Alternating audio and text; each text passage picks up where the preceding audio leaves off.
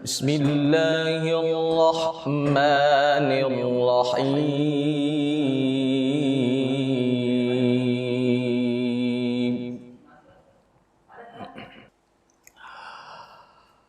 Ma kana Muhammadun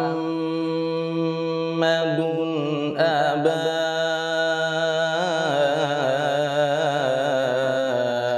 ahadim min rijalikum walakin rasulallahi wa khataman nabiyyin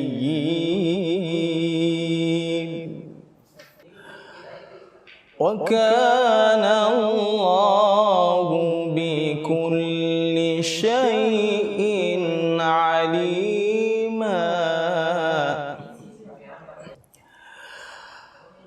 Ya ayyuhalladzina amanu dzkurullah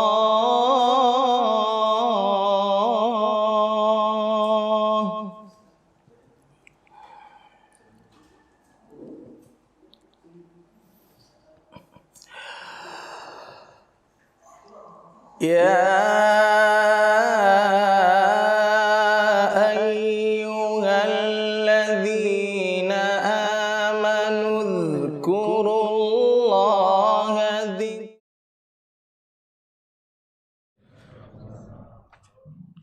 Innal hamdalillah nahmaduhu wa nasta'inuhu wa nastaghfiruh wa na'udzu billahi min shururi anfusina wa sayyiati a'malina. May yahdihillahu fala mudilla lahu wa may yudlil fala hadiyalah. Wa asyhadu an la ilaha illallah wahdahu la syarika lah wa asyhadu anna Muhammadan abduhu rasuluh. Allahumma shalli ala Muhammadin wa ala alihi wa sahbihi wa man ihtada bi hadihi wastanna bi sunnatihi ila yaumiddin, amma ba'd. Para hadirin, bapak-bapak dan ikhwah wal akhwat, hafizakumullahu taala jami'an. Alhamdulillah, kita senantiasa memuji Allah Subhanahu wa taala atas keagungan, kebesaran dan ketinggiannya, serta limpahan rahmat, curahan nikmat pada kita sekalian. Pada malam hari ini, di malam Ahad, kita sudah berada di malam yang ke-9 di bulan Dzulhijjah 1445 Hijriah. Dengan izin Allah dan taufiknya, kita kembali berkesempatan hadir dalam majelis kita. Sebagaimana biasanya di malam Ahad kita berkumpul di masjid ini, Masjid Wahdatul Ummah, untuk sama-sama beribadah kepada Allah, melaksanakan sholat secara berjamaah. Lalu kita manfaatkan waktu kita antara maghrib dan isya guna mempelajari sunnah-sunnah dari Nabi kita yang tercinta, Rasulullah Muhammad SAW. Dan sebagaimana ya biasanya kita membahas tentang kitab Riyadhus Shalihin min kalam Sayyidil Mursalin, karya dari Al-Imam Abu Zakaria Yahya bin Sharaf An-Nawawi rahimahullahu ta'ala rahmatan wasi'ah. Dan kitab ini sebenarnya pembahasan kita sudah masuk dalam persoalan i'tikaf, dan tersisa pada kita satu hadis yang berkaitan dengan puasa 3 hari dalam sebulan. Namun karena pertimbangan tertentu maka pada hari ini atau pada malam ini kita mau bahas dulu apa-apa yang sangat berkenaan ya, berkaitan dengan hari-hari kita yang sangat mulia ini, hari-hari yang tersisa dari hari-hari yang mulia di bulan Dzulhijjah, yaitu hari-hari tasyrik. Ya, pada malam ini kami akan membahas 23 faidah fi ayyami at-tasyrik. 23 faedah terkait dengan hari-hari tasyrik. Pembahasan ini kita ambil dari tulisan karya dari Syekh Muhammad bin Saleh Al-Munajjid hafizahullahu ta'ala. Jamaah sekalian, seperti yang kita sebutkan tadi, kita sudah berada di malam ke-9, ya, artinya kita sudah berada di penghujung dari hari-hari yang mulia, dari 10 hari pertama bulan Dzulhijjah. Dan sebagaimana kita ketahui, 10 hari pertama bulan Dzulhijjah tidak ada yang menandingi keutamaannya dalam beramal soleh, kecuali mungkin 10 malam terakhir di bulan suci Ramadan. Itu pun tidak sedikit dari ulama kita yang mengatakan 10 hari pertama bulan Dzulhijjah lebih afdal dalam beramal soleh melebihi 10 malam terakhir atau 10 hari terakhir dari bulan suci Ramadan. Ala kulli hal, yang kita mau katakan di sini bahwa 10 hari pertama 10 malam terakhir di bulan suci Ramadan yang paling mulia dari 10 malam terakhir itu adalah malam Lailatul Qadarnya, malam Lailatul Qadar. Dan malam Lailatul Qadar, sampai kita berada di penghujung Ramadan pun kita tidak tahu kapan itu, ya, malam Lailatul Qadar. Namun kita yakini ada di antara 10 malam terakhir di bulan suci Ramadan yang namanya Lailatul Qadar, tapi tidak seorang pun di antara kita yang bisa memastikan kapan itu, padahal dialah waktu yang paling afdal. Adapun 10 hari pertama di bulan Dzulhijjah, maka ulama sepakat waktu yang paling mulia dari 10 hari pertama bulan Dzulhijjah ada pada 2 hari. Dan 2 hari itu adalah penghujung dari 10 hari pertama bulan Dzulhijjah, yaitu tanggal 9 dan tanggal 10-nya. Yang kita sekarang sudah masuk di malam ke-9. Ya, insyaallah besok kita akan memasuki hari yang sangat-sangat mulia, hari 9 Dzulhijjah atau hari Arafah. Sebelum lusa insyaallah kita akan melaksanakan Idul Adha. Untuk besok yang kami ingatkan bahwa kita dianjurkan memperbanyak doa dan juga kita dianjurkan untuk berpuasa, ya. Jadi jika saja kita telah berpuasa sejak hari-hari yang telah lewat ini, maka jangan sampai luput bagi kita puasa hari besok, ya, tanggal 9 Dzulhijjah. Dan seandainya kita belum sempat berpuasa sebelumnya, maka inilah kesempatan yang terakhir untuk kita berpuasa di hari-hari pertama bulan Dzulhijjah, dan merupakan puasa yang paling afdal yang menghapuskan dosa 2 tahun, yaitu puasa hari Arafah atau puasa tanggal 9 Dzulhijjah. Dan di antara sunnah yang perlu juga untuk kita ingatkan di hari tanggal 9 Dzulhijjah adalah takbir muqayyad, ya, takbir muqayyad, yaitu kita memulai takbiran kita sejak ba'da subuh, ya, sejak ba'da subuh besok hari, ya. Jadi insyaallah besok ba'da subuh kita sudah melakukan takbir muqayyad. Yang kita maksudkan takbir muqayyad adalah takbiran setelah solat wajib kita, ya, setelah solat wajib kita di masjid-masjid kita melakukan takbir muqayyad, dan itu berlangsung terus sampai hari terakhir di hari-hari tasyrik, yaitu ba'da salat asar di tanggal 13 hari tasyrik.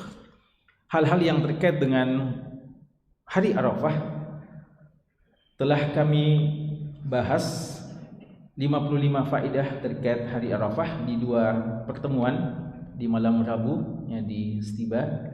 Lalu kami sempurnakan di pertemuan tadi malam, ya, malam Sabtu di Masjid Jannatul Firdaus Toha, ya, Darul Marhamah. Dan Ada juga 67 faedah terkait hari kurban atau terkait dengan kurban. Itu insyaallah akan kita bahas atau akan dibahas oleh tim Markas Sunnah besok secara online ya. Bagi yang berkesempatan silakan mengikuti kajian atau webinar sehari yang kita selenggarakan secara online, pembahasan 40 hadis-hadis tentang kurban, 40 hadisan fil udhiyah as-sanawiyah, dan 67 faedah terkait dengan kurban. Maka pada kesempatan malam hari ini kami mau bahas tentang hari-hari tasyrik ya. 23 faedah hari-hari tasyrik yang insyaallah kita akan mulai pada hari Selasa nanti ya. Apa saja hal yang perlu untuk kita ketahui terkait dengan hari-hari tasyrik. Di sini disebutkan 23 poin secara singkat. Syekh mengatakan, alhamdulillah wassalatu wassalamu ala rasulillah, fahadihi fawaid wa khulasat majmu'ah fi ayyam tasyriq. Ini adalah beberapa faedah dan poin-poin penting intisari dari kumpulan hal-hal yang terkait dengan hari-hari tasyriq. Dan tidak mengapa kami informasikan bahwa silsilah faedah-faedah ini yang merupakan as-sunan al-hauliyah, sunnah-sunnah tahunan, alhamdulillah telah kita terjemahkan ya. Tim Markas Sunnah telah menerjemahkannya dan telah men-share file dalam bentuk elektronik PDF yang bisa diakses, bisa diunduh oleh siapa saja ya. Silakan untuk membaca dan menyebarkannya. Tapi tidak mengapa untuk kita juga jelaskan di sini, baca dan jelaskan untuk lebih rincinya pembahasan tentang ini. Kata Syekh, nas'alullah an yanfa'a biha. Kami berharap semoga faedah-faedah yang terkait dengan hari tasyrik ini Allah berikan manfaat dan wa an yajziya khaira dan Allah membalas dengan kebaikan kullaman syaraka wa ana fi i'dadi hadhil madda wa nashriha, setiap yang telah membantu dalam penyusunan dan penyebaran ya buku ini atau pembahasan ini ya. Maka kita ingin ikut bagian dari orang-orang yang didoakan oleh Syekh menjadi orang yang ikut menyebarkan faedah-faedah yang telah beliau himpun ini. Poin yang pertama, ayyamut tasyriq hiya al-ayyamu ats-tsalatsah allati ba'da yaumin nahr. Hari-hari tasyriq adalah 3 hari setelah hari kurban. Hari kurban tanggal 10 Dzulhijjah. Hari tasyriq 3 hari setelahnya, yaitu tanggal 11, 12 dan 13. Dan juga dinamakan dengan ayyamu Mina, hari-hari Mina. Jadi ada 2 namanya yang terkenal, yaitu ayyamut tasyriq dan dalam beberapa lafaz hadisnya disebut ayyamu Mina, hari-hari Mina. Kenapa dinamakan hari-hari Mina? Li'anna al-hujjaja yuqimuna fiha biminan. Karena pada hari-hari tasyriq jamaah haji itu mabit di Mina ya, jamaah haji pada berkumpul di Mina. Jadi kita tahu jamaah haji hari ini ya mereka sudah wukuf di Arafah, dan beberapa waktu ke depan ya wukuf di Arafahnya mereka itu sampai waktu maghrib ya. Mungkin sampai waktu maghrib, mungkin jam-jam 11 malam kita di sini ya, paling tidak ya. Jadi mereka masih melakukan wukuf ini ya. Mereka masih melakukan wukuf di Arafah, dan setelah itu ini idealnya ya, karena kejadian-kejadian haji kadang tidak bisa diprediksikan dengan kemacetan, dengan penuh sesaknya manusia, persoalan transportasi dan lain-lain yang tidak bisa diperhitungkan sebelumnya, tidak bisa kita prediksikan, sehingga kadang tidak sesuai dengan rencana. Tapi idealnya sunnahnya mereka wukuf sampai pada waktu maghrib, dan jika ada yang terlambat masih ada toleransi baginya sampai waktu menjelang subuh, ya, sampai waktu menjelang subuh.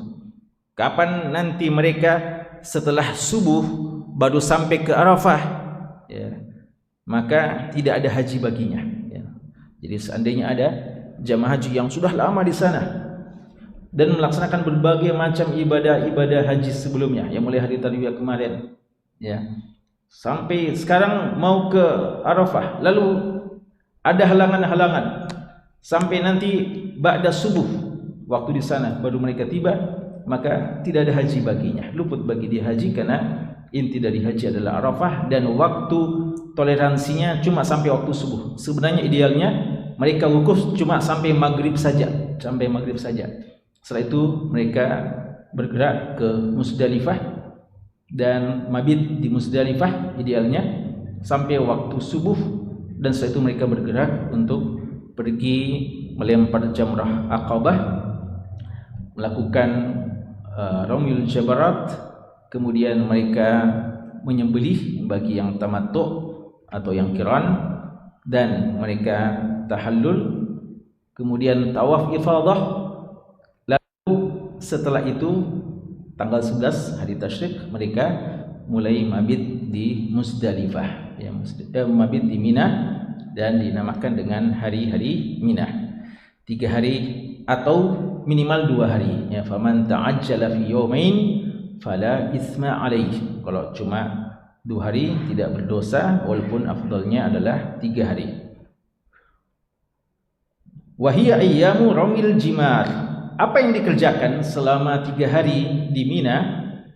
Maka dikatakan di sini yang mereka kerjakan adalah melempar jamrah. 3 jamarat dilempar pada hari-hari Mina setiap harinya. Ba'da salat zuhur, ya, afdalnya bahkan seterusnya ba'da salat zuhur, ya, sampai malam hari masih ada waktu toleransi di situ. Namun kadang sebagian ada sebelum, ya, waktu duhur mereka telah melempar, ini di luar waktu yang seharusnya. Tapi sebagian masih juga mengatakan sah, dan ini di antara keputusan MUI dalam ijtima fatwa MUI yang terakhir, ya, dan kebetulan kami juga ikut dalam komisi ini pembahasan tentang masalah-masalah haji kontemporer, yaitu mereka yang melempar di hari-hari Mina sebelum waktu duhur, setelah waktu duha, setelah beberapa pertimbangan dan melihat beberapa pernyataan ulama kita yang memberikan rukhsah, maka dikatakan mudah-mudahan insyaallah tetap sah, walaupun, ya, dia tidak ideal. Afdalnya adalah waktu zuhur, dan yang tidak sah adalah ketika sebelum waktu terbit matahari, yaitu tidak sah ketika mereka melempar di waktu tersebut. Yang kedua, sumyat ayyamut tasyriq, dinamakan hari-hari tasyriq karena pada waktu itu 11, 12, 13 lianna luhumal adahi wal hadi tusharraqu fiha. Pada saat itu daging-daging kurban atau daging-daging sembelihan bagi jamaah haji itu dijemur, ya, tusyarraku fiha, dijemur, dikeringkan pada hari-hari itu. Jadi setelah disembelih maka dikeringkan, ya, kadang untuk didendeng, ya, daging-dagingnya, maka dinamakan tasyriq dari kata-kata syarraqa yusyarriqu tasyriqan, artinya dia dijemur, ya, dijemur, dikeringkan daging-daging tersebut.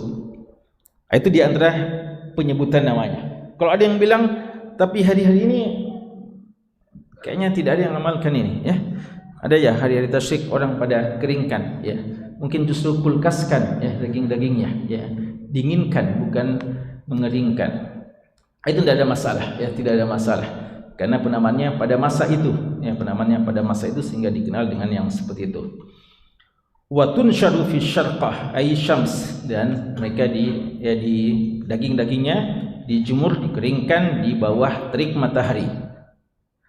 Dan ada yang mengatakan makna dari tashriquha wa taqti'uha wa tashrihuha. Jadi ada yang mengatakan maknanya lah karena dipotong-potong, ya, dipotong-potong kecil lalu dijemur di tempat tersebut. Ada juga yang mengatakan dinamakan dengan hari tasyriq karena li'anna al-hadiya wad-duhaya la tunhar hatta tashruqa asy-syamsu. Penamaannya karena kurban itu tidak disembelih kecuali setelah terbitnya matahari, setelah terbitnya matahari.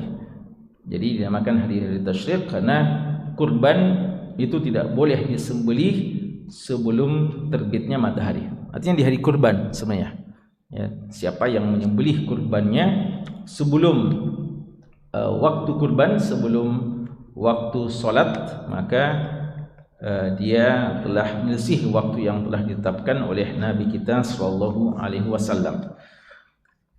Yang ketiga, ayyamut tasyriq, hari-hari tasyriq adalah hari-hari yarmi fiha al-haju al-jamarat al-thalath.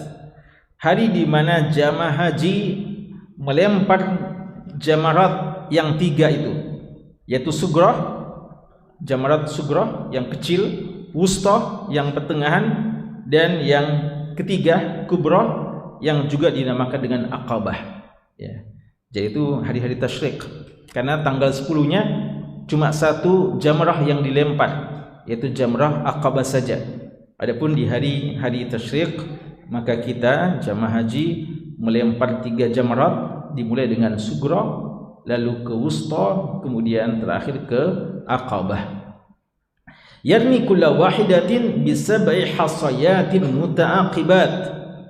Jamaah haji melempar dengan 3 hasayat, kerikil, ya, kerikil, batu kerikil yang mungkin besarnya seperti kacang, ya.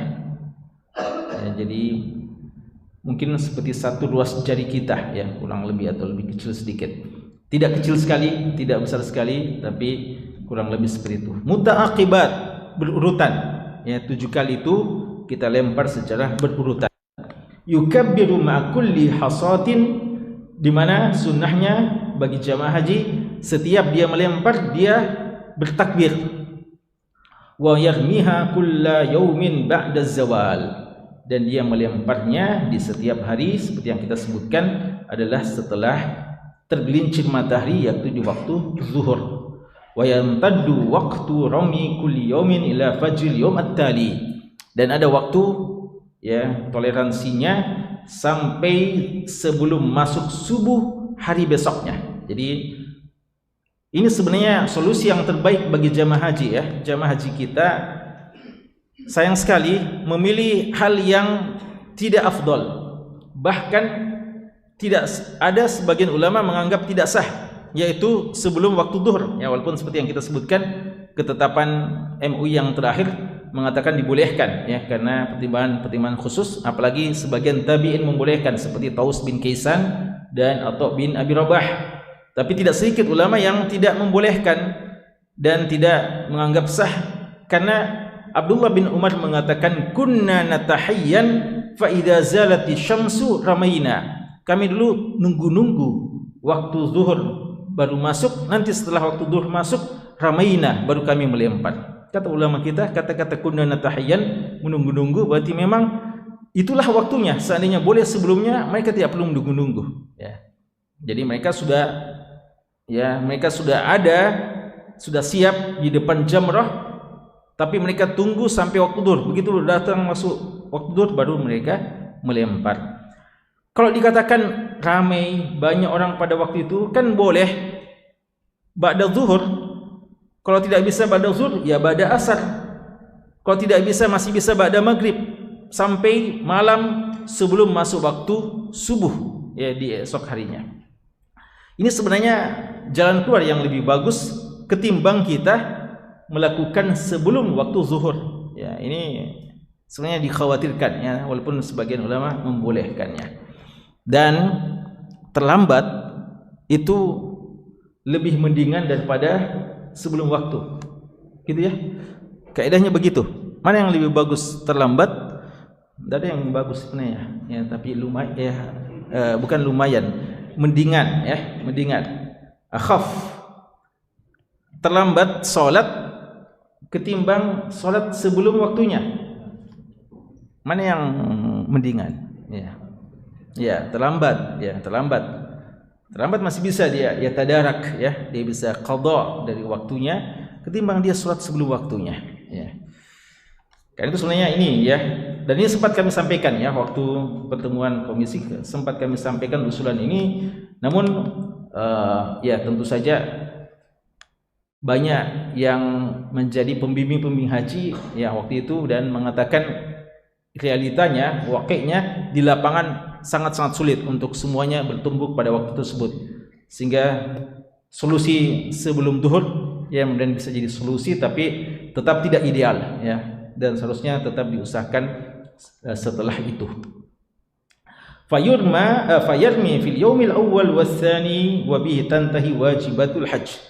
Maka dilempar pada hari pertama tanggal 11 atau hari kedua tanggal 12, dan setelah itu selesailah kewajiban haji.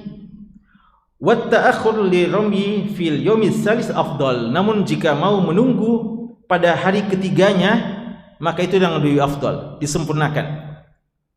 Karena itulah yang dilakukan oleh Nabi kita sallallahu alaihi wasallam, dan kaidahnya apa yang dilakukan beliau itulah yang lebih afdal. Dan Allah mengatakan, walaupun dalam Al-Qur'an seakan-akan, kalau difahami dalam Al-Quran, seakan-akan sama kedudukannya. Karena Allah mengatakan di surat Al-Baqarah ayat 203, "Faman ta'ajjala fi yawmaini fala isma 'alaihi, wa man ta'akhkhara fala isma 'alaihi liman ittaqa." Ya, siapa yang cepat-cepat, artinya dia terburu-buru mau cepat balik, mau cepat pulang, sampai dia di Mina cuma 2 hari, fala isma 'alaihi, tidak berdosa. Wa man ta'akhkhara, dan siapa yang terlambat dalam artian menambah lagi 1 hari, maka dia juga tidak berdosa. Tapi dengan syarat liman ittaqa, bagi mereka yang bertakwa kepada Allah Subhanahu wa taala. Seakan-akan kalau difahami dari ayat ini sama saja, karena sama-sama menggunakan apa? Fala isma 'alaihi. Tapi ulama kita menjelaskan, dan itu juga dicontohkan Nabi kita sallallahu alaihi wasallam, bahwa kita tunda sampai hari ketiga lebih afdal, karena berarti kita melakukan ibadah yang lebih, ya, dan ibadah kalau lebih dan sesuai dengan sunnah tentu saja dia lebih afdal. Yang keempat, yabitul hujjaju bi Mina lailatul 11 wa tsani 'ashar. Mabit bagi jamaah haji di Mina pada malam 11 dan malam 12 adalah di antara kewajiban-kewajiban haji, dan juga di malam 13 bagi yang mau menyempurnakannya, itu lebih afdal. Wa yajuzu tarkul mabit fi hadhihi lailah liman ta'ajjal, dan dibolehkan meninggalkan mabit di malam 13 bagi yang mau bercepat-cepat. Artinya cuma 2 hari saja mabit di Mina. Yang keempat, yang kelima, hari-hari tasyrik inilah yang Allah maksudkan dalam Al-Quran sebagai ayyam ma'dudat, ya. Yang Allah Subhanahu wa taala katakan dalam surat Al-Baqarah ayat 203, pendahulu dari ayat yang kita baca tadi, wazkurullaha fi ayyamin ma'dudat. Hendaknya kalian, kata Allah, berzikirlah kepada Allah di hari-hari ma'dudat. Apa yang dimaksudkan ayyam ma'dudat? Kata Ibnu Abbas dan Atha bin Abi Rabah dan Mujahid bin Jabr dan yang lainnya, ayyamut tasyriq. Ayyam ma'dudat dalam surat Al-Baqarah di ayat 203 ini yang dimaksudkan hari-hari tasyriq. Ya, ini maksudnya di surat Al-Baqarah itu, ya. Jadi ini perlu difahami, ya, karena Allah Subhanahu wa taala juga mengatakan tentang bulan Ramadan, ayyaman ma'dudat, ya. Itu apa maksudnya? Hari tasyrik? Bukan, itu maksudnya bulan Ramadan. Jadi perlu difahami dalam tafsiran yang mana yang dimaksudkan oleh para ulama kita. Kenapa disebut dengan ayyam ma'dudat, hari-hari yang terhitung, bilangan-bilangan yang terhitung? Kata ulama kita, liqillatiha, menunjukkan di hari yang sedikit, hari sedikit tapi hari yang sangat berharga. Dan itu disebutkan agar kita tidak menyepelekannya, tidak menyia-nyiakannya. Jadi yang pernah kami sebutkan, ingatkan, ada terkait dengan haji ini ada yang dinamakan ayyam ma'lumat dan ada ayyam ma'dudat. Kalau ayyam ma'lumat yang Allah sebutkan dalam surat Al-Hajj, liyashhadu manafi'a lahum wa yadhkuru ismallah fi ayyamin ma'lumat. Itu kata Abdullah bin Abbas, berzikir kepada Allah takbiran sejak hari pertama bulan Dzulhijjah secara mutlak sampai 10 hari pertama bulan Dzulhijjah. Lalu bagaimana dengan hari yang tersisa, hari tasyrik? Kita juga takbiran, Dalilnya ini, wadhkurullaha fi ayyamin ma'dudat. Ma'dudat adalah hari-hari tasyrik. Karena itu ulama menjelaskan disunnahkan takbiran secara mutlak di sejak 1 Dzulhijjah, ayyam ma'lumat sampai tanggal 10, lalu 3 hari setelahnya ayyam ma'dudat, hari-hari tasyrik.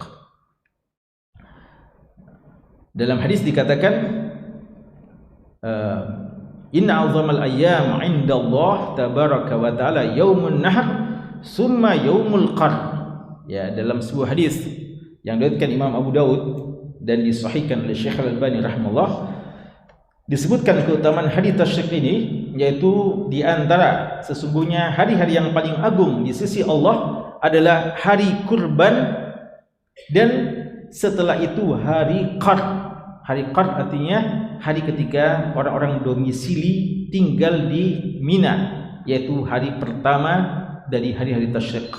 Makanya ulama kita mengatakan 3 hari dari hari-hari tasyrik, tanggal 11, 12, 13, yang paling afdolnya tanggal 11-nya, hari pertama dari hari-hari tasyriknya. Itu yang dinamakan dengan Yaum Al-Qarn. Kalau kita baca hadis ini, seakan-akan hadis ini memberikan informasi kepada kita bahwa setelah Idul Kurban, hari yang paling utama adalah hari tasyrik. Tapi ada sebenarnya dalil yang lain yang menjelaskan bahwa ada yang lebih afdal setelah hari tasyrik. Hari apa itu? Hari Arafah. Ya, hari Arafah. Yang kita katakan bahwa kita perlu kompromikan dalil-dalil ini, dan kalau kita lihat dalil yang menyebutkan seakan-akan setelah hari kurban yang afdal adalah hari tasyrik cuma satu ini. Adapun yang mengindikasikan bahwa hari Arafah adalah hari-hari yang paling mulia setelah hari kurban itu banyak. Ya, maka kita gabungkan, maka yang dimaksudkan adalah setelah hari kurban yang afdal hari tasyrik dibandingkan hari pertamanya, maksudnya dibandingkan 2 hari yang tersisanya, bukan dibandingkan dengan hari Arafah. Kan hari Arafah itu sebelum hari kurban, yang sebelum hari kurban. Jadi yang dimaksudkan setelah hari Arafah, hari-hari yang tersisa yang paling afdalnya hari pertamanya dari hari-hari tasyrik. Tidak berarti hari tasyrik lebih afdal daripada hari Arafah. Maka kalau kita merutkan, yang paling afdal hari kurban, lalu hari Arafah, dan setelah itu hari-hari tasyrik.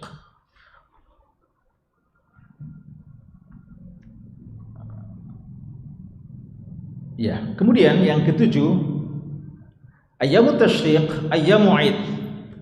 Hari-hari tasyrik juga dinamakan dengan hari-hari id. Ya, jadi kalau kita di bulan Syawal, hari id kita cuma 1 hari.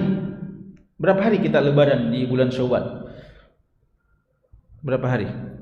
1 hari ya, walaupun liburnya 2 hari ya. Tapi itu bonus tambahan dari pemerintah ya. Tapi sebenarnya hari lebarannya cuma tanggal 1 Syawal. Adapun di bulan Dzulhijjah, maka hari lebaran kita sebenarnya 5 hari. 5 hari. Kapan itu? Mulai hari Arafah sampai hari tasyrik. Di sini disebutkan ayyamut tasyrik, ayyamu id. Hari-hari tasyrik adalah hari-hari id. Fahiya ayyam akli wa syurbin. Dia adalah hari-hari kita makan dan minum dan berzikir kepada Allah. Wa izhari lil farah wasrur wasilatil lil arham. Maka pada hari-hari tasyrik sangat bagus untuk kita menampakkan kegembiraan kita dan kita bersilaturahim. Dan dalam hadis dikatakan ayyamut tasyriq ayyamu aklin wa syurbin. Hari-hari tasyrik hari untuk makan dan minum, tidak berpuasa. Wa dzikrin lillah, tapi juga untuk kita berzikir kepada Allah. Artinya waktu untuk takbiran, ya, waktu untuk takbiran. Dalam hadis yang lain Nabi kita sallallahu alaihi wasallam bersabda, yaumu arafah, hari arafah, wa yaumun nahr, hari nahar, hari kurban, wa ayyamut tasyriq, dan hari-hari tasyriq iduna, hari raya kami. Ini 5 hari, ya, hari arafah, hari kurban, dan 3 hari tasyriq. Iduna, id kami, ahlal Islam, kami kaum muslimin. Wahia, dan dia ayyam aklin wa syurbin, hari-hari untuk makan dan untuk minum. Bagi yang haji, ya, bagi yang haji sejak hari Arafah tidak puasa. Ya, kalau kita nanti hari kurbannya sama hari tasyriknya. Ya, jadi hari Arafah juga hari raya, tapi dalam sisi lain, di sisi lain, bukan dalam sisi bukan dalam sisi makan dan minum. Tapi di sisi yang lain bagi kita yang tidak haji, dia tetap dinamakan hari raya karena itulah hari pengampunan dan hari disempurnakannya agama Allah Subhanahu wa taala, dan itu juga adalah hari raya bagi kaum muslimin. Wa yajuzu fiha darbud duf lin nisa, dan juga dibolehkan memukul rebana. Ini di antara waktu-waktu yang boleh memukul rebana bagi wanita di tempat-tempat mereka adalah pada saat walimah dan pada saat Lebaran, pada saat hari raya, ya. Makanya bagi yang ada dispensasi untuk alat musik khusus rebana itu pada 2 hari, ya, pada 2 keadaan, yaitu di hari-hari raya seperti ini, Idul Fitri dan Idul Adha, dan Idul Adha pada 5 hari, dan pada saat walimahan, ya, walimahan. Tapi rebana khusus, ya, tanpa alat-alat musik lainnya. Dan itu pun juga, ya, secara khusus di tempat-tempat yang aman, ya, dari fitnah jika berlaku bagi wanita, ya, jika bagi wanita. Yang ke-8, hari-hari tasyrik adalah hari-hari Id, maka tidak boleh berpuasa karena Nabi kita SAW melarang berpuasa pada hari-hari tasyrik. Yang ke-9, jumhur ulama melarang puasa pada hari tasyrik tatawuan, yaitu larangan puasa sunnah, au qadaan au nazran, atau puasa qada. Jadi kalau ada yang bilang saya mau puasa qada mengganti utang puasa Ramadan saya, itu pada hari tasyrik juga tetap dilarang. Au nazran, atau nazar, jangan bernazar puasa di hari-hari tasyrik. Wa yaruna butlana shaumi law waqa fi hadhil ayyam linnahyi anhu. Bahkan mereka mengatakan seandainya ada yang puasa di hari itu, maka batal puasanya secara otomatis walaupun dia meniatkannya. Kecuali siapa yang dibolehkan berpuasa pada hari tasyrik? Poin ke-10, rukhsah untuk berpuasa pada hari tasyrik bagi mutamatti', yang haji tamattu, atau haji qiran yang tidak mendapatkan hewan sembelihan. Ya, dia sudah niatkan haji tamattu atau haji qiran yang seharusnya dia menyembeli dam tamattu atau dam qiran, tapi tidak cukup uangnya untuk membeli hewan tersebut, maka sebagai gantinya adalah puasa 10 hari, ya. Dan salah satunya umpama dia memilih pada hari tasyrik, maka dibolehkan. Demikian pernyataan Aisyah radhiyallahu anha dan Abdullah bin Umar radhiyallahu anhumah. Yang ke-11, dianjurkan banyak pada hari-hari tasyrik berzikir kepada Allah, dan di antara zikir yang dianjurkan takbir muqayyad, ya, masih lanjutan dari apa yang kita mulai pada hari Arafah ba'da salat wajib, dimulai pada fajar hari Arafah bagi selain haji. Adapun bagi jamaah haji, takbir muqayyadnya nanti dimulai tanggal 10 waktu zuhur. Ya, jadi kita lebih dahulu daripada jemaah haji. Kalau kita sejak besok hari tanggal 9 kita sudah takbir muqayyad ba'da subuh, adapun jemaah haji nanti tanggal 10-nya ba'da zuhur. Dan berhenti selesai takbiran pada tanggal 13 hari tasyrik, yaitu di waktu asar.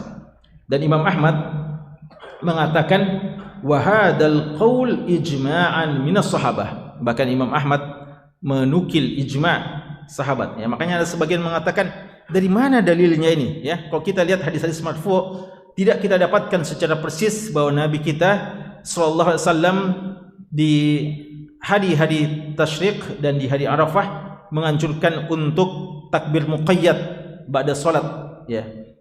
Sehingga ada yang pertanyakan, mana hadisnya? Tidak ada hadis secara marfu'. Ya, ulama kita kebanyakan mengatakan bahwa ini kesepakatan salaf dan tentu mereka tidak sepakat dalam kesesatan, ya, tapi mereka mendapatkannya, mungkin hadisnya tidak sampai kepada kita, namun mereka atau tidak sampai kepada kita hadisnya secara qaul, tapi mereka telah mengalaminya secara perbuatan. Artinya secara praktek mereka mendapat itu turun temurun sejak dahulu demikian dilaksanakan. Dan ini dinukil juga oleh Umar bin Khattab, Ali bin Abi Thalib, Ibnu Mas'ud dan Ibnu Abbas. Maka jangan khawatir, ya, jangan khawatir bahwa ini bagian dari sunnah, yaitu bertakbir ba'da salat di 5 hari bulan Dzulhijjah 9, 10, 11, 12 dan 13. Ikrimah mengatakan wazkurullah fi ayyamin ma'dudat, takbir di hari-hari tasyrik ba'da salat maktubat, salat-salat yang wajib. Kemudian di antara zikir yang dianjurkan pada hari-hari ini takbir mutlak. Bukan berarti setelah takbir muqayyad disyariatkan tidak ada lagi takbir mutlak. Bisa, ya, kalau kita keluar dari masjid masih dibolehkan, masih disunnahkan melakukan takbir mutlak, yaitu sejak 10 hari pertama bulan Dzulhijjah dan juga termasuk di hari-hari tasyrik dan berakhir di hari-hari tasyrik. Kalau takbir mutlak berakhirnya bukan ba'da asar, tapi sebelum masuk waktu maghrib. Sebelum masuk waktu maghrib di tanggal 14, sebelum masuk malam 14. Kalau takbir muqayyad itu ba'da asarnya, karena setelah itu salat setelahnya adalah maghrib. Tapi kalau kita keluar dari masjid, kita masih mau takbiran di luar, maka itu masih dibolehkan takbir mutlak, bukan takbir muqayyad lagi. Jadi lebih luas waktunya untuk takbir mutlak. Di seluruh waktu-waktu dan keadaan dan tempat, di siang hari, di malam hari, di jalan, di pasar, di masjid, di rumah-rumah kita, tempat-tempat kerja kita, dan di tempat mana saja kita memperbanyak zikir kepada Allah, qaiman dalam keadaan berdiri, jalisan duduk, muttaji'an berbaring, rakiban dalam keadaan berkendaraan, masyian berjalan, dan menjaharkan bagi laki-laki suaranya. Ya, ini di antara waktu kita menjaharkan suara kita. Ya, termasuk ketika kita takbir muqayyad di masjid, ya. Biasa ada yang menghemat suara, ya, pada waktu takbiran di masjid, hemat suaranya. Masya Allah, suaranya lembut sekali suaranya, ya. Padahal nanti kalau di luar teriak-teriak sama temannya keras sekali ternyata suaranya, ya. Padahal di waktu yang mestinya dia takbir itu namanya mentakbir, membesarkan Allah Subhanahu wa taala, dan disunahkan menjaharkan suaranya. Umar bin Khattab radhiyallahu anhu bertakbiran di kemahnya di Mina dan didengarkan oleh orang-orang yang ada di masjid. Dia takbiran di kemahnya kedengaran di masjid, ya. Ini menunjukkan beliau bertakbiran dengan suara yang keras. Maka orang-orang juga pada teringat dan ikut juga untuk bertakbiran. Dan orang pasar juga bertakbiran hatta tartajja minan takbira, ya, sampai gemuruh Mina dengan suara takbiran. Abdullah bin Umar radhiyallahu anhu juga bertakbiran di Mina pada hari-hari tersebut, dan setelah selesai sholat dan di tempat pembaringan beliau, ya, di kemah-kemah beliau yang besar, di majlis beliau, tempat beliau berjalan di hari-hari tersebut. Ini di antara hal yang perlu diperbanyak di hari-hari yang tersisa dari hari-hari yang mulia ini. Dan umdah fi tauqid takbir mutlaq wal muqayyad, ya, adapun dalilnya, ya kata Syekh, adalah asar yang begitu banyak datang dari sahabat Nabi SAW dan para salaf, dan kita yakin walaupun tidak ada hadis marfu'nya, para salaf itu tidak mungkin melakukan bid'ah. Ya, berarti apa yang mereka nukil adalah sunnah amaliyah yang telah mereka saksikan dan telah ada sejak zaman Nabi SAW. Dan di antara sighah takbir yang paling terkenal yaitu Allahu Akbar, Allahu Akbar, Allahu Akbar 3 kali atau 2 kali, La ilaha illallah wallahu akbar, Allahu akbar walillahil hamd. Dan ada takbiran yang lain, tapi beliau mengatakan al-amru fi hadza wasi'. Ini luas, ya, artinya tidak perlu kita persoalkan yang terlalu besar tentang masalah jenis lafaz-lafaz takbirannya. Yang ke-14, yastahdul abdul muslim asna takbiri, hendaknya pada saat kita bertakbiran hadirkan pengagungan kepada Allah. Jangan cuma dari lafaz kita di bibir kita saja, tapi hadirkan pada hati-hati kita mengagungkan Allah Subhanahu wa taala bahwa Dialah yang maha besar atas segala sesuatu. Apa konsekuensinya pernyataan kita itu? Fala yuqaddimu syai'an ala amrillahi wa rasulih. Kalau kita mengatakan Allahu akbar, Allah yang lebih besar, maka jangan dahulukan sesuatu di atas kemauan Allah dan Rasulnya, ya.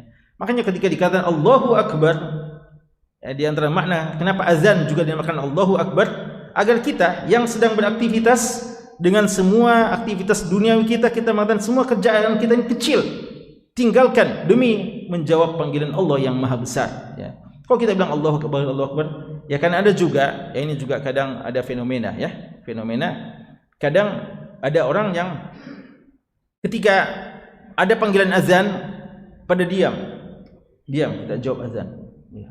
Bagus, Masya Allah, ya, menjawab azan semua diam. Tapi sampai selesai sholat di masjid tidak ada yang ke masjid, ya. Jadi dia cuma jawab azan saja, ya. Padahal menjawab azan sunnah, sholatnya itu yang wajib, ya. Makanya lebih mendingan yang, ya, tidak bagus juga, ya, tapi mendingan, lagi-lagi mendingan, ya, yang kadang azan tidak dijawab tapi dia langsung ke masjid atau dia ke masjid, ya. Kan ada pernah ikhwah yang post itu, ini Masya Allah si fulan ini ada pejabat di kepolisian bukan muslim, dia diam pada saat azan dikumandangkan, menghormati azan, ya, tapi tidak sholat, jelas tidak sholat, ya. Lebih bagus muslim yang tidak sempat menjawab itu tapi dia ke masjid dan sholat, ya. Nah, ini kadang ma qadarullah qadrih, yang kadang kita tanda kutip sok mengagungkan sesuatu, tapi hal yang lebih penting untuk kita agungkan kadang kita sepelekan, yang kadang kita remehkan. Tapi seharusnya dipadukan antara apa yang kita takbiratkan itu kita ucapkan dan kita laksanakan konsekuensinya. Maka ketika kita mengatakan Allahu Akbar, jangan cuma lisan saja, tapi buktikan bahwa perintah Allah dan Rasulnya senantiasa kita kedepankan dari semua perintah yang ada. Kata Syekhul Islam Ibnu Taimiyah, takbir yang disyariatkan, ya, adalah takbir di tempat-tempat yang mulia dan Allah Subhanahu wa taala. Ya, kemudian yang ke-15, ya, waktu yang terbatas, dari zikir yang dianjurkan pada hari-hari ini adalah zikir mutlak, dan di antaranya adalah kita bertakbiran tahmid dan sana alaihi, sebagaimana firman Allah di ayat ke-200, fa idza qadaytum manasikakum fadhkurullaha ka dzikrikum aba'akum au ashadda dzikra. Tahmid, takbir, dan segala puji-pujian kepada Allah. Yang ke-16, dianjurkan oleh sebagian salaf bagi jamaah haji untuk banyak berdoa dengan doa sapu jagat, ya, yaitu Rabbana atina fid dunya hasanah wa fil akhirati hasanah wa qina adzabannar. Dan Allah Subhanahu wa taala sebutkan ini di surat Al-Baqarah 201 dalam pembahasan tentang ayat haji, ya, menunjukkan bahwa ini paling bagus dibaca oleh jamaah haji. Yang ke-17, doa ini termasuk doa yang paling penting untuk mengumpulkan kebaikan dunia dan kebaikan akhirat. Makanya Nabi kita SAW paling banyak berdoa dengan doa sapu jagat ini, ya, begitu distilahkan kadang Anas bin Malik radhiyallahu anhu telah menyampaikan bahwa kana aktsaru du'ain Nabi sallallahu alaihi wasallam Allahumma rabbana atina fid dunya hasanah wa fil akhirati hasanah wa qina adzabannar. Ini doa yang paling banyak diucapkan oleh Nabi sallallahu alaihi wasallam dan Anas bin Malik juga melaksanakannya. Anas bin Malik mencontohi Nabi bahwa beliau kalau banyak doanya, ada rangkaian doanya, maka pasti ada di antara rangkaian doa itu doa ini. Dan kalau cuma satu doanya saja, inilah doa yang diucapkan oleh Anas bin Malik. Dan yang ke-14 di antara hal yang dianjurkan berzikir pada hari-hari ini adalah berzikir pada waktu kita menyembelih, ya. Ini juga penting, ya, bagi orang-orang yang menyembelih. Ini juga termasuk ayyamu aklin wa syurbin wa dzikrillah. Hari-hari tasyrik kita berzikir kepada Allah dengan cara kita berzikir pada saat kita menyembelih, ya, dan menyembelih bagian dari zikir kepada Allah dan utamanya ketika kita menyembelih hewannya. Waktu udhiyah kata beliau di sini adalah dimulai setelah salat Id hingga hari terakhir menjelang masuk waktu maghrib di malam ke-14, ya.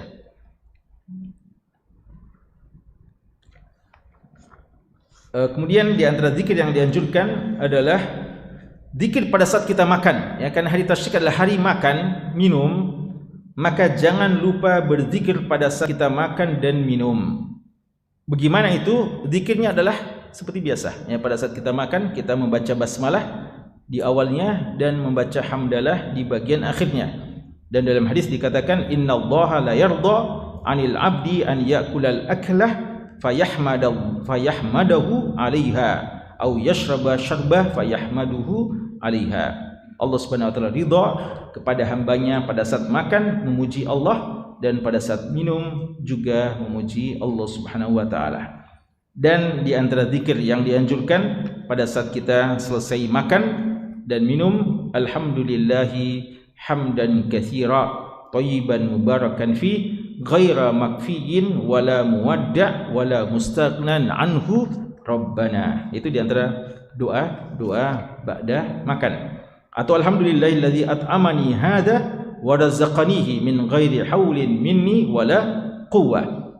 Atau alhamdulillahilladzi at'ama wa saqa wa sawwaqahu wa ja'ala lahu makhraja.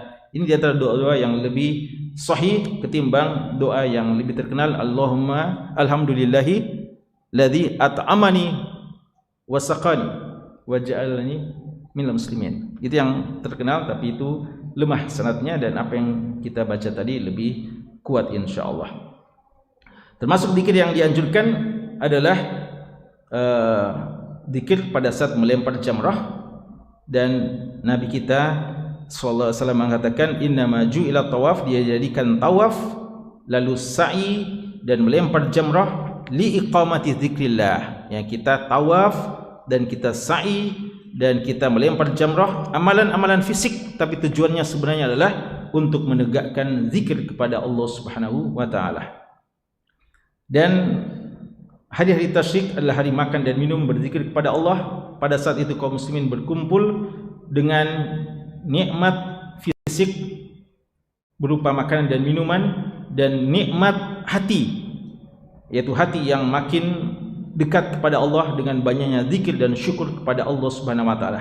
Maka dikatakan pada hari itu terkumpul pada kita nikmat fisik dan nikmat hati, ya. Wa kullama ahdatsu syukran ala ni'mah kana syukruhum ni'matan ukhra. Dan pada saat kita bersyukur terhadap nikmat, maka itu juga adalah tambahan nikmat, ya. Subhanallah, ada nikmat kita syukur, kemampuan kita bersyukur itu nikmat yang lebih besar daripada nikmat sebelumnya, ya. Maka ketika kita makin banyak bersyukur, nikmat kita tidak akan pernah berhenti. Dan termasuk syukur nikmat an yusta'an biha, yaitu mari kita jadikan nikmat Allah Subhanahu wa taala sebagai alat bantu bagi kita untuk lebih taat kepada Allah dan menjauhi maksiat kepada Allah Subhanahu wa taala.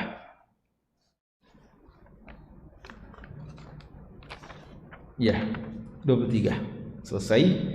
Dan di sini dikatakan sebagai penutup, dikatakan isyara ila anna al-akl fi ayyamil 'id wa syurb inma yusta'anu bihi ala dzikrillah. Ya, semuanya itu untuk kita lebih dekat kepada Allah. Allah mengatakan di surat Al-Baqarah ayat 172, ya ayyuhalladzina amanu kulu min thayyibati ma razaqnakum washkuru lillahi in kuntum iyyahu ta'budun. Wahai orang yang beriman, makanlah yang baik-baik dari apa yang Allah rezekikan dan bersyukurlah kepada Allah jika benar-benar kalian hanya menyembah kepada Allah Subhanahu wa taala. Sekali ini semoga kita semuanya bisa memanfaatkan hari yang tersisa ini. Tersisa pada kita 5 hari, dan inilah hari-hari yang paling menentukan. Hari Arafah besok insyaallah, kemudian hari Kurban, hari Id, kemudian 3 hari dari hari-hari tasyrik. Semoga ini bisa menjadi bekal bagi kita untuk menutup tahun 1445 Hijriah kita lebih baik di sisi Allah Subhanahu wa taala. Waffaqana Allah taala jami'an li kulli ma yuhibbu wa yarda. Wa sallallahu ala nabiyyina Muhammadin wa ala alihi washabbihi wasallam. Wa akhiru da'wana alhamdulillahi rabbil alamin.